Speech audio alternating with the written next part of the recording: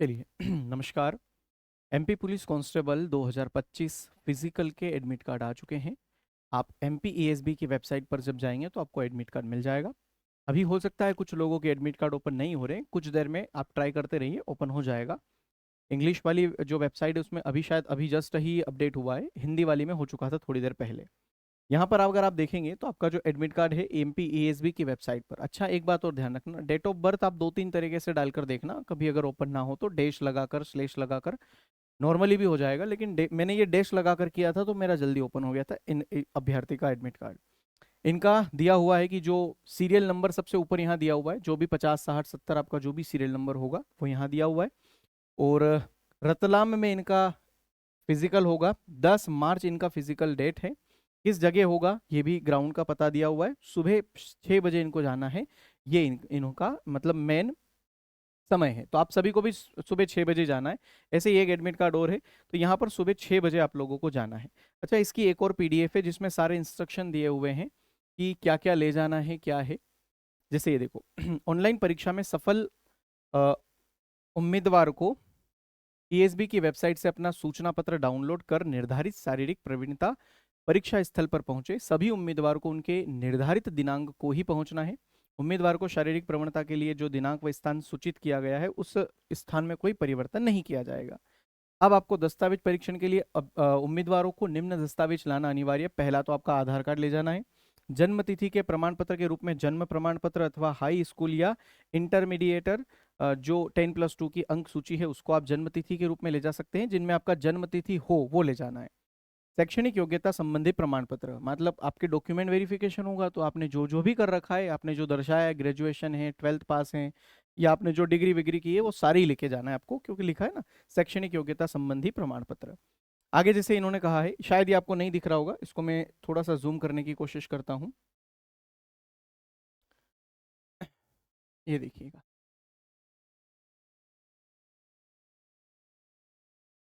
देख पा रहे होंगे। अनुसूचित जाति, अनुसूचित जनजाति एवं अन्य पिछड़ा वर्ग के सभी उम्मीदवार को शासन द्वारा निर्धारित प्रारूप में सक्षम अधिकारी द्वारा जारी स्थायी जाति प्रमाण पत्र जारी करने वाले अधिकारी का नाम, पदनाम, कार्यालय इत्यादि इसमें स्पष्टीकरण या सुस्पष्ट होना चाहिए। उभयलिंगी जो ट्रांसजेंडर है उम्मीदवार के लिए निर्धारित प्रारूप में कलेक्टर द्वारा जारी उभयलिंगी प्रमाण पत्र होना चाहिए। वैसे ही आगे कहा है कि स्वयंसेवी, नगर सैनिक तथा नगर सेना के नॉन कमीशन अधिकारियों को आरक्षण अथवा आयु सीमा में छूट के लिए सक्षम। देखिए ये सीधी सी बात है, ये डॉक्यूमेंट वेरिफिकेशन इसलिए हो रहा है कि इसमें आपकी जो भी आपने जो आयु आपकी है, मान लीजिए किसी को 3 साल का, किसी को 5 साल का आयु में रिलैक्सेशन मिलता है तो वो भी यहाँ पर आपको मिलेगा। ठीक है, साथ ही में आपको सारे ही डॉक्यूमेंट्स ले जाने हैं, क्योंकि डॉक्यूमेंट वेरिफिकेशन उसी को कहा जाता है, ओरिजिनल और फोटोकॉपी दोनों। आपने एक बंच बना लिया होगा। साथ ही जो अभी मैंने आपको एडमिट कार्ड दिखाया फिजिकल का, वो भी आपको लेके जाना है। ठीक है, तो यहाँ पर ये ले जाना है। भूतपूर्व सैनिकों के मामले में सेना की सेवा का प्रमाण पत्र ले जाना है। एनसीसी प्रमाण पत्र अगर है तो वो लेके जाना है। पूर्व से नियोजित उम्मीदवार को उनके नियोक्ता के द्वारा जारी सेवा में होने का प्रमाण पत्र एवं नियोजन का अनापति प्रमाण पत्र ले जाना है। अनुसूचित जाति, अनुसूचित जनजाति एवं अन्य पिछड़ा वर्ग कल्याण विभाग की अंतर जातीय विवाह प्रोत्साहन योजना के अंतर्गत पुरस्कृत किसी दंपत्ति में से उच्च जाति के पति पत्नी अभ्यर्थी को आयु सीमा में छूट के लिए सक्षम प्राधिकारी द्वारा जारी किए गए पुरस्कार संबंधी प्रमाण पत्र भी लेके जाना है। अगर आपको कोई विक्रम पुरस्कार प्राप्त है तो वो लेकर आपको आयु सीमा में छूट उसको मिलेगी ना, तो वो संबंधी प्रमाण पत्र लेकर जाना है। विवाहित अभ्यर्थी को उनके बच्चों का जन्म प्रमाण पत्र लेके जाना है, क्योंकि जब नोटिफिकेशन आया था तब क्लियर बताया था कितने बच्चे होने चाहिए ऐसा करके।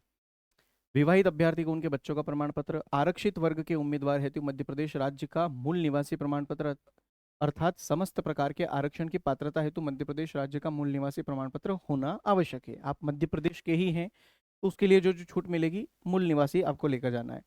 सक्षम प्राधिकारी द्वारा जारी किया गया ईडब्ल्यूएस का प्रमाण पत्र, अगर आप ईडब्ल्यूएस कैटेगरी में है तो उसका प्रमाण पत्र लेके जाना है। और बाकी ये सारा नोट दिया हुआ है कि कितने, जैसे 800 मीटर की दौड़ होगी तो उसके लिए एक ही अवसर मिलेगा, लंबी कूद गोला फेंक के लिए जो है 3 3 अवसर मिलेंगे। और आगे कहा है कि शारीरिक प्रवणता में आपका शामिल होना आपकी यह सहमति मानी जाएगी कि आप इस परीक्षा में अपनी जिम्मेदारी पर शामिल हो रहे हैं। इस परीक्षा के दौरान यदि किसी कारण से आपको किसी प्रकार की चोट लगती है तो उसकी कोई भी जो जिम्मेदारी है वो मध्य प्रदेश शासन, पुलिस विभाग तथा परीक्षा संचालन करने वाले अधिकारियों की नहीं रहेगी। ये इन्होंने क्लियर किया है।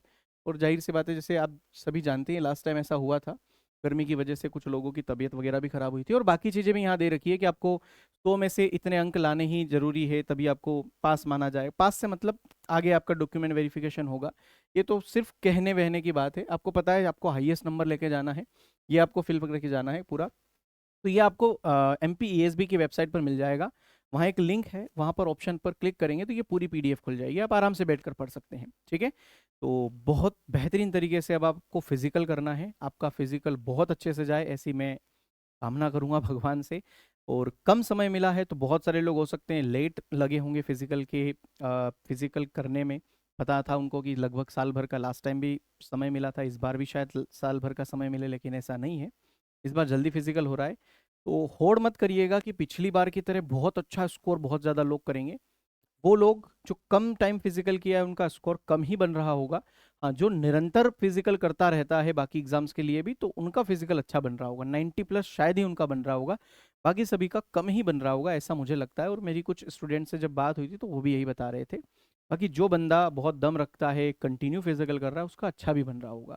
आपका कितना फिजिकल स्कोर बन रहा है इस वीडियो के कमेंट बॉक्स में जरूर कमेंट करके बताइएगा। ठीक है, और आपका फिजिकल डेट क्या है, कहाँ पर आपका फिजिकल है, ये भी बताइएगा।